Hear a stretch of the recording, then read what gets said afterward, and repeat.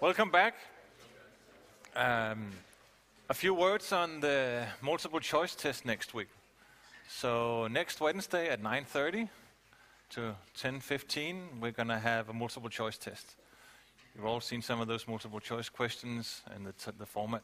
It's going to be indeed 3 different buildings, and I'm going to get back to how we divide you into the 3 buildings. But basically, it's just going to be this scratch-off multiple choice test. So you're going to get in here, and it's going to cover the material. We simply just check, have you read the books, and do you understand what goes on in the books? So it's not a big deduction. It's read, understand, and remember. 25 questions, just 45 minutes. So it's pretty quick. 4 answers are possible, and you simply scratch off over here. When you think you have the right answer, you simply answer and scratch off. So you have on one side, you have a question and possible answers, and you scratch off on this. The test counts for 30% of your mark. So this is one of the ways that we differentiate. If you want to see how the test works, this is a little YouTube link. I'm not going to go through that. So the rules. No aids. No books, no encyclopedia, no nothing. If you really need it, an English to native language, simple word-for-word dictionary is what you can bring. Don't bring your Webster's or whatever financial dictionary or the Great Handbook of Organizational Knowledge. Doesn't work. We will walk around and check whatever dictionaries you have. You're not going to use them. I've rarely seen anyone look in those dictionaries. Whatever wording is what we've been using and covered in the curriculum. So there's not going to be anything fancy. No bags, jackets, whatever at your seats. So when you get into the room, you just go up front, you drop all your stuff by the blackboards and find a seat. We'll divide you, so hopefully you can sit somewhere with one in between, depending on how many in each room. So it's simply just a scratch off. You only need your student ID to get in, a pen to do a bit of noting, and something to scratch. Long nail, whatever you need, a coin. Long nails doesn't work for everyone, but and please be in good time. So we start by 9:30. If you're here before, it's really a good idea, so you're fixed and seated. When it's 9:35, no one else is going to come in. So those are late. Sorry about that. There's always a few that's, the bus and blah, blah, blah. Yeah, I'm sorry, not my problem, really. There's going to be an extra exam after summer vacation for those who misses the time. Points, very easy. You get 5 points for finding the star or having the correct answer in the first go. So you scratch off and you see, 5 points for one star. Second answer right, you get 2 points. Third answer right, you get 1 point. And fourth answer, 0 points. So that's the simple system. There are no negative points in this case, or in this test. And remember to scratch the whole field. There's always someone who said, I scratched it and I didn't really see the star, so I moved on to the next one. Yeah, tough luck. Scratch all of it. The star might be just in the corner, it might be in the middle, it might be down there. And it's not always a big, big, big star. So even though if you do like this, just pinch it a bit. If we see a scratch, it's going to count. So make sure, scratch everything, make it clear. And there's always someone who says, I did this by mistake. Can I get a new one? No, it wasn't a mistake. It counts. So 1 try. Sum of points. If you have between 115 to 125, it's a nice 12. And it just goes all the way up to the scale. You can just read that. There's no biggie here. So the important examples.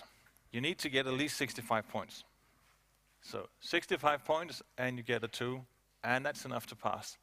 So if you're just cool, you just get your 13 stars in the first row, and then you don't leave because you have to wait until the rest, but then you can just lean back. Or you can do 10 right and 15 and so on and so forth. So 150 points and you have a 12, and that's a nice way to get a 12 in the class, in the course as a whole. Any questions, please ask. So when you come in, the only thing you have to do is fill in the name and student number up here. And in the subject, it's just Timo. The test number, you just leave this one blank, nothing. The score, that's just you counting each of the scores for each individual question that you do afterwards. And then you calculate the total sum and you write it up here. And then you know when you leave the room what your grade is. Yes? Just a second, because there's at least 160 watching.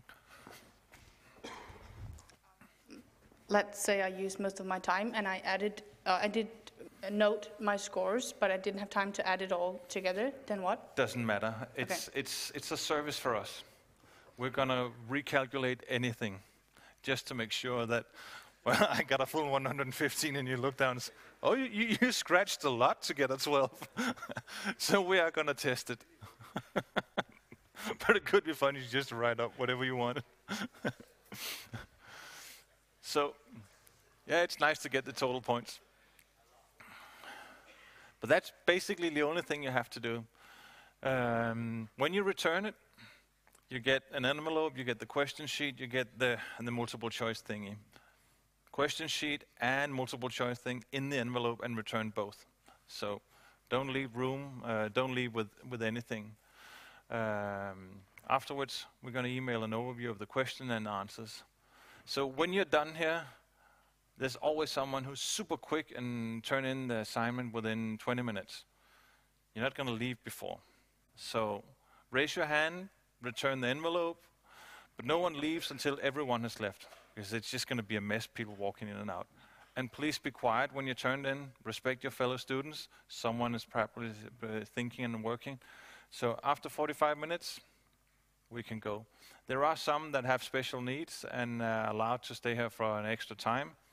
If you email us and have authorization to do so, it's not a problem. You will get the extra time, but you will live with the extra noise when everyone else leaves. So, where's my room? On Friday, we're going to post a list on Insight where you can look up your student number and see which of the rooms you're going to be in.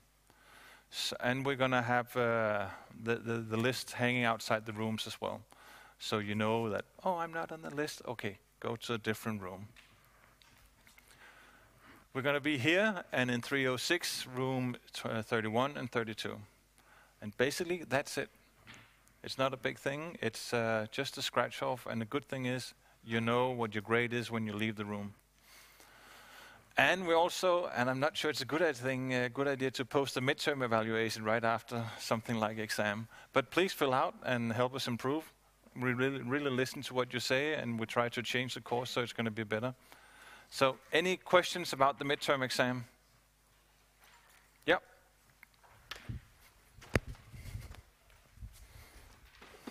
Hello. Hello. Yep. Are we allowed to write on the not the answer sheet, but the question sheet? You can note and draw and do whatever you want. Make paper planes on the question sheet, as long as you return it. We're not going to read it and laugh, but just as long as you return it.